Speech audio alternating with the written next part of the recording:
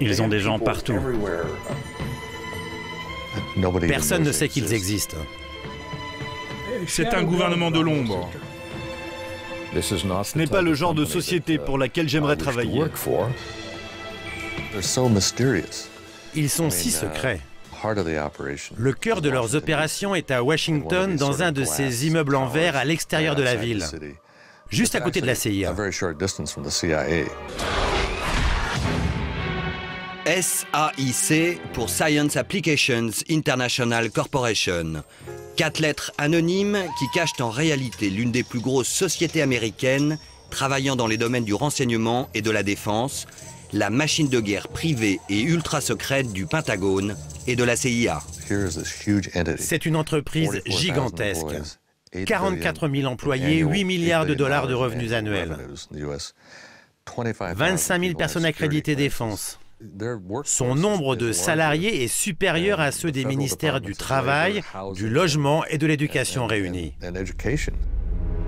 James Steele est l'un des princes du journalisme d'investigation aux États-Unis. Il a enquêté 6 mois pour percer les secrets de cette pieuvre militaire et ses révélations sont stupéfiantes.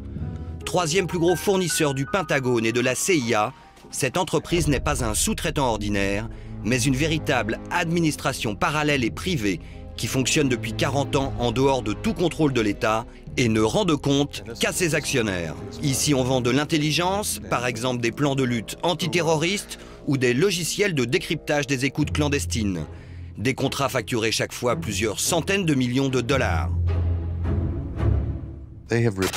Ils ont remplacé le processus traditionnel de décision où ce sont les fonctionnaires, en l'occurrence ici les militaires du Pentagone, qui décident et passent ensuite le relais aux sous-traitants qui exécutent les ordres.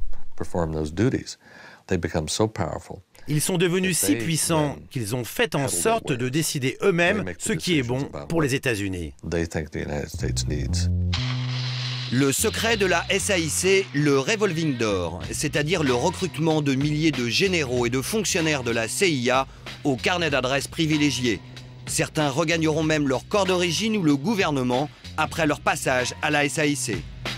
Exemple le plus spectaculaire, l'actuel ministre de la Défense, Robert Gates, 30 ans passés à la CIA avant d'intégrer la SAIC, puis de retourner diriger le Pentagone.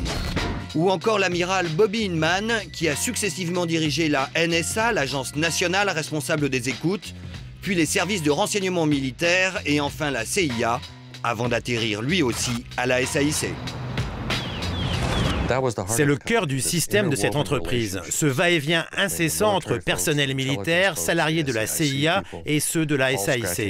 Ils se tapent dans le dos et se refilent des contrats. Personne n'a jamais été aussi fort à ce jeu que la SAIC.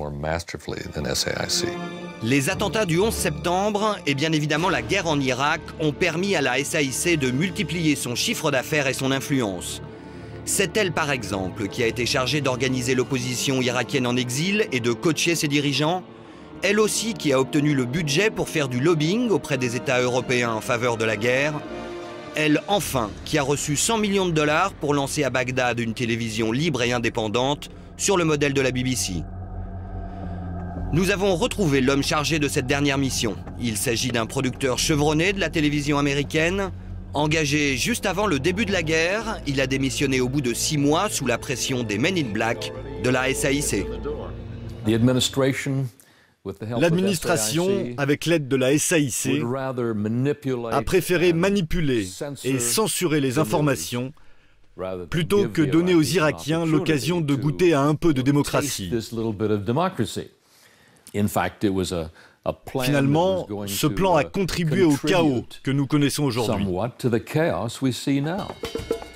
L'expérience télé SAIC a tourné à la catastrophe. Remise depuis aux autorités irakiennes, elle est aujourd'hui devenue la voix des extrémistes chiites violemment anti-américains.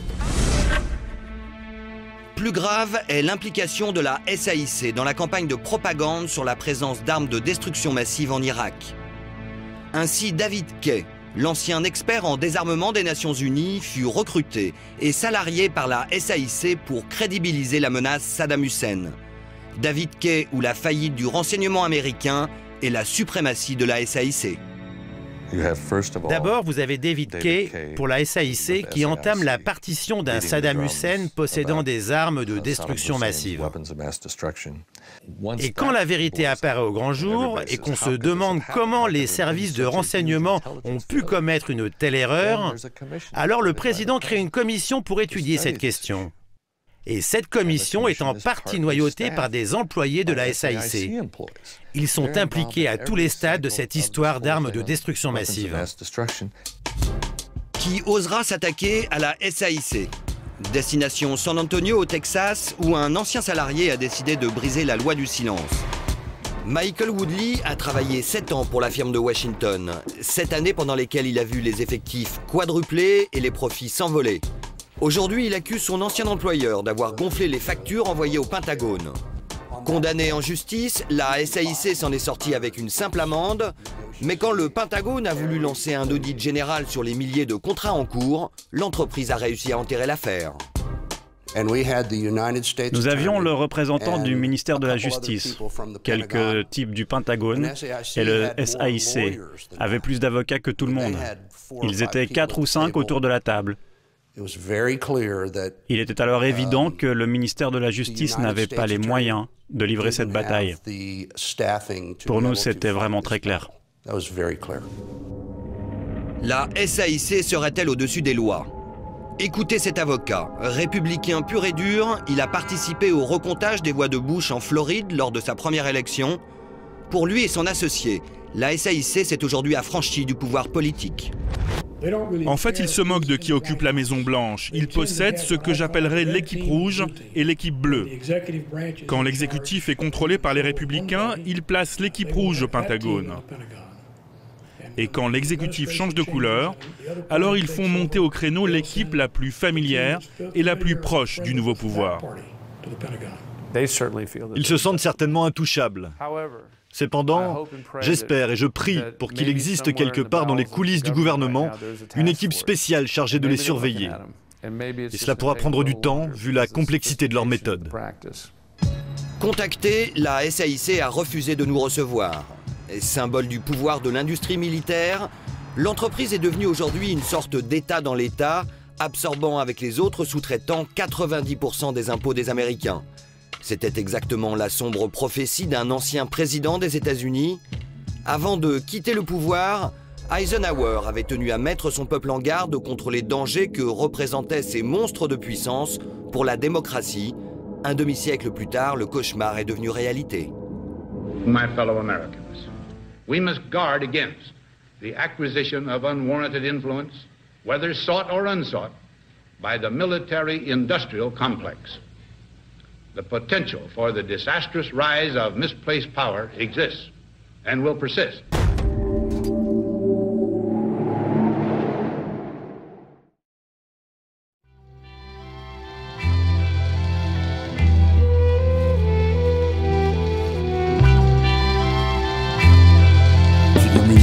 Comme Tupac, c'est l'infâme sur le beat. Oublie pas les barbares, une balle ça part vite.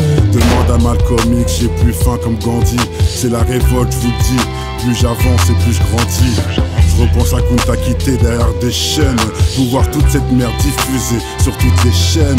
Hey, parole Julien Assange et aux années trous de Mandela. Au Bob de Bob Marley sous un nuage de ganja. L'histoire traverse les époques et j'espère laisser une trace. Comme un tableau de Van Gogh tout claqué qui se vend des milliards.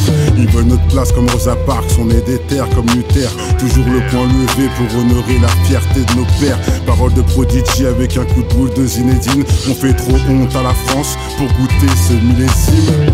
Tu peux demander à Moki, ceux qui dénoncent les élites. Depuis des piges et des piges comme ces fious, dis-moi qui suis-je. Parole de Kennedy, on est tous contrôlés. Liberté d'expression au shot, tu peux demander à Dieudonné. C'est vraiment triste notre époque où les bavures règnent. Tiens mon master derrière les barreaux, c'est qui nous craignent. J'entendrai jamais ma veste comme les frères avec leur Versace. Donne du bif à des millionnaires en laissant leur pays se faire racheter. C'est dramatique pour ceux qui donnent de leur vie. Un combattu jour et nuit face aux malins et toutes ces combines. Je suis un requin vicieux, un Black Dragon, un Black Panther. Pas un guignol marketing, le Black Panther, Tar Marvel. Ils veulent effacer notre histoire, à nous de faire notre propre recherche. Y a toujours de l'espoir, à toi de saisir la bonne perche mon frère. Que meurt l'infâme.